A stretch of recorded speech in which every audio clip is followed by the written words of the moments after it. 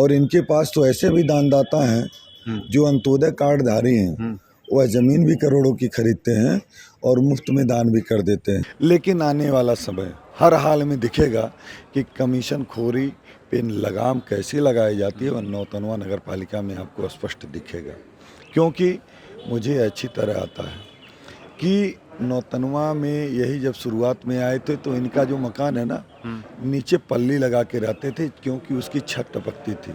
आज इनके पास उत्तर प्रदेश के महाराजगंज जिले के अंतिम छोर पर स्थित नौतनवा और नौतनवा विधानसभा की बात करें तो यहाँ का राजनीतिक मौसम का जो टेम्परेचर है वह नापना सबके बस की बात नहीं है। अक्सर कहा जाता है कि यहाँ पे वो होता है कि जो दो परिवार चाहता है। वो दो परिवार की बात करें तो पहला परिवार अमरमणि त्रिपाठी और दूसरा अखिलेश सिंह। नौतनवा की राजनीति में एक बड़ा प्रभाव रहता है और यह प्रभाव 2022 में टूटता हुआ दिखा था इन दोनों लोगों के लिए। मुन्ना सिंह भी चुनाव हार गए और अमरमणि त्रिपाठी भी चुनाव हार गए।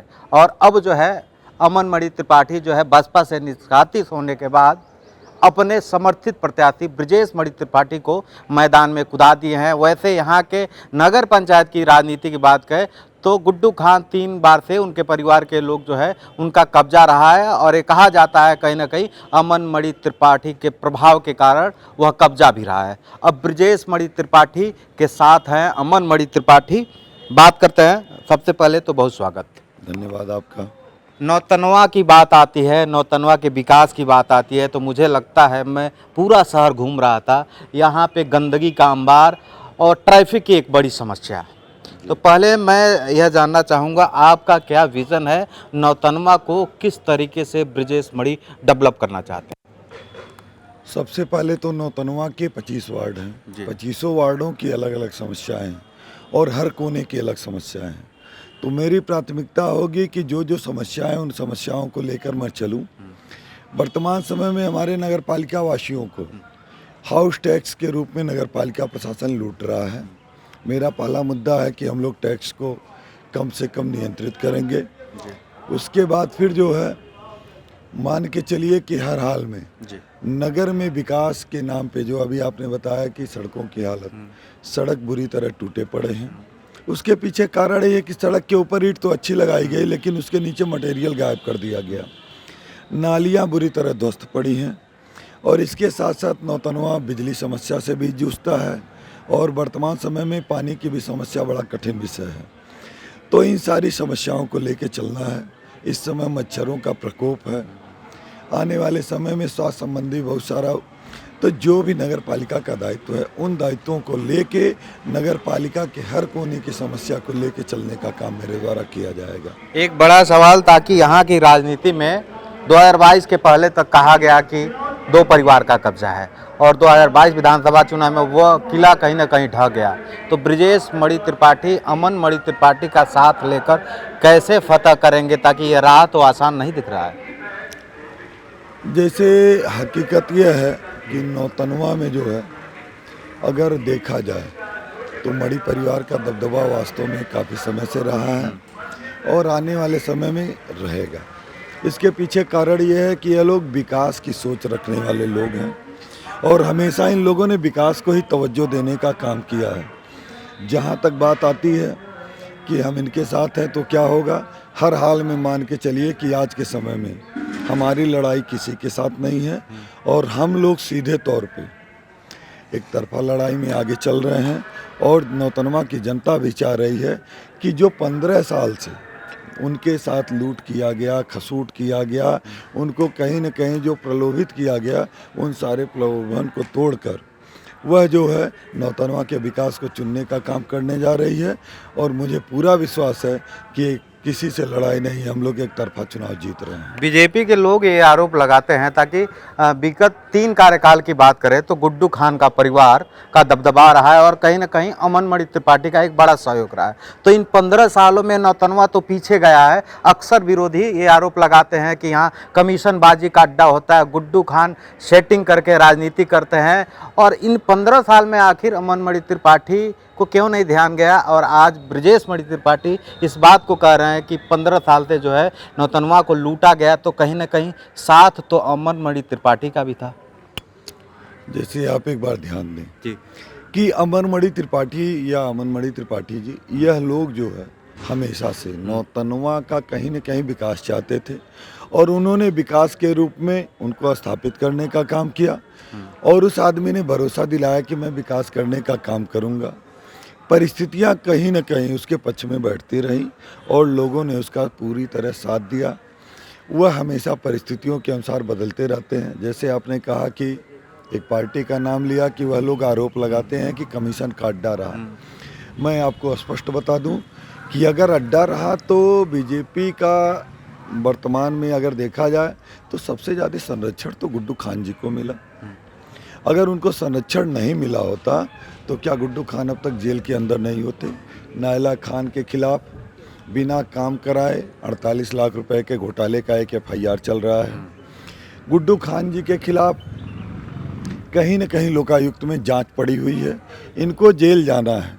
जेल जाने के लिए तो मतलब हर हाल में, क्योंकि लोकायुक्त जब किसी को बख्शने का काम तो करेंगे नहीं। जो इनके खिलाफ FIR हो चुका है, कहीं न कहीं न्याय प्रणाली इनको अपने गिरफ्त में लेगी। तो उनको अब तक बचाने का काम किया किसने? तो मैं सिर्फ यही कह सकता हूँ कि देखिए, आरोप प्रत्यारोप का कोई मतलब नहीं है।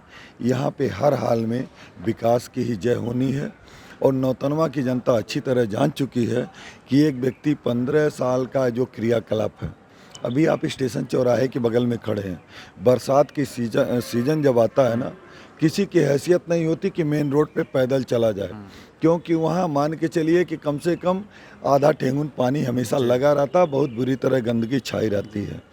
क्योंकि इन्होंने नालों का जो बहाव है ना, उसको ऐसा प्रभावित करा है कि जिससे सारी समस्या बहुत ही जटिल हो गई है। कहा जाता है एक लहरा पानी आते ही नौतनवा जो है तालाब का रूप ले लेता है। जी, यह तालाब के रूप में बदल जाता है और नौतनवा की बहुत सारी गलियां, बहुत सारी सड़कें पूरी तरह से बर्बाद हो जाती हैं, क्योंकि जल निकासी का अगर उचित प्रबंधन नहीं होगा तो ऐसा ही होना है। ब्रिजेश जी, अभी आप चुनाव लड़ रहे हैं, अभी आप भी यह बात करते होंगे कि हम कर्मठी हैं, ईमानदार हैं और संघर्षशील हैं। चुनाव आता है तो सभी नेता ईमानदार बन जाते हैं।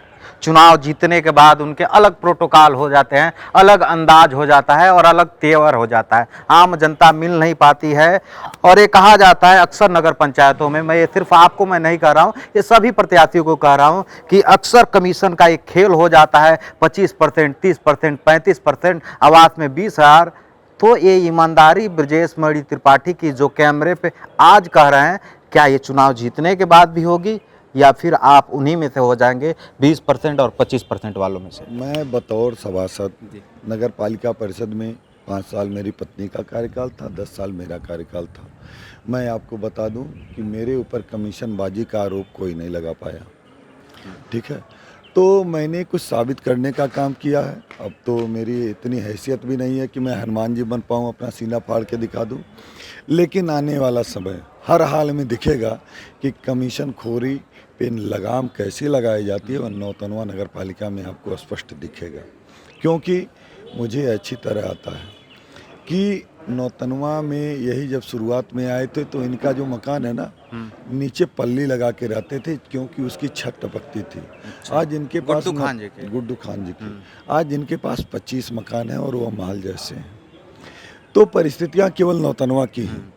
बहुत सारे उनके पास खेत हो गए, बहुत सारे इनके कमर्शियल कॉम्प्लेक्स हो गए, कुछ इनके नाम है, कुछ इनके लोगों के नाम है। और इनके पास तो ऐसे भी दानदाता हैं जो अंत्योदय कार्डधारी हैं, वह ज़मीन भी करोड़ों की खरीदते हैं और मुफ्त में दान भी कर देते हैं। तो इस टाइप का इनका जो कारनामा है नौतनवा में, तो यह भी इन्होंने किया है और सारी माननीय लोकायुक्त के वहाँ पड़ी हुई है। हर हाल में फैसला आएगा और अंत में न्याय की जीत होगी और न्याय और लुटेरे का बुरा हाल होगा। ब्रजेश मणि त्रिपाठी अपना विरोधी किसको मानते हैं? डर किससे लगता है? कंपटीशन किससे है? मुझे डर केवल अपने आप से लगता है कि कहीं मैं भी उस लुटेरे की तरह लुटेरा न बनूं।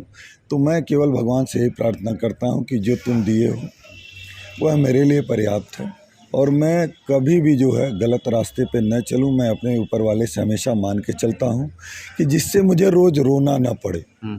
आज उनकी सभा हो रही है, सभा में पति पत्नी दोनों लोग रो रहे हैं, खूब बाम लगा लगा के रो रहे हैं और जनता को बताने का काम कर रहे हैं कि मैंने आपके लिए सेवा करने का काम किया है। सेवा करने के लिए गलियां टूटी पड़ी हैं, उनके महल एकदम चमक रहे हैं।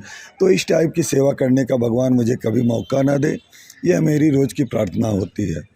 हर हाल में आप यह मान के चलें कि मुझे किसी से डर नहीं लगता, डरता केवल ऊपर वाले से हूँ। बीजेपी का किला तोड़ेंगे कैसे आखिर? इससे जिनका कोई मतलब नहीं है उनकी बहुत चर्चा करने की ज़रूरत नहीं है, ठीक है। अगर कहीं थोड़ा बहुत कुछ वोट बैंक है जो कि अमरमणि की हैसियत से यहाँ के चेयरमैन हुआ करते थे उनका है, और किसी की कहीं कोई हैसियत नहीं है। झूठ में कुछ कहना नहीं है। नौतनवा की जनता हर हाल में यह बता देने का काम करेगी कि इसका क्या है। 4 तारीख को क्या होगा? 4 तारीख को हर हाल में नौतनवा की जनता फसल काटते किसान पे मुहर लगाने जा रही है और आने वाली 14 मई को 14 मई को हर हाल में वह नौतनवा के तख्त पे फसल काटते किसान वाले चुनाव निशान को विजयी घोषित कराने का काम करेगी और नौतनवा के तख्त पे अपने इस भाई, अपने इस बेटे को कहीं न कहीं अपने सेवक के रूप में पाएगी। आपने हमको समय दिया, बहुत धन्यवाद। तो हमारे साथ ब्रजेश मणि त्रिपाठी। वैसे जब चुनाव कोई भी आता है तो हर नेता ईमानदारी की बात करता है, वह कहता है मैं ईमानदारी से अपने काम को करूंगा, लेकिन जब इन्होंने अभी 3 कार्यकाल का जिक्र किया निवर्तमान चेयरमैन का, तो यह बताया कि पुराने मकान और पल्ली तान के रहने वाला व्यक्ति किस तरीके से जो है 22 मकानों का मालिक बन जाता है। तो एक बड़ा सवाल है कि राजनीति में सेवा करने वाला व्यक्ति किस तरीके से मालोमाल हो जाता है और आम जनता रोड पर भटकती रहती है और जिंदाबाद के नारे लगाती रहती है। इस वीडियो में बने रहने के लिए हमारे साथ आप सबका धन्यवाद। गांव वाले रिपोर्टर का आप सबको नमस्कार।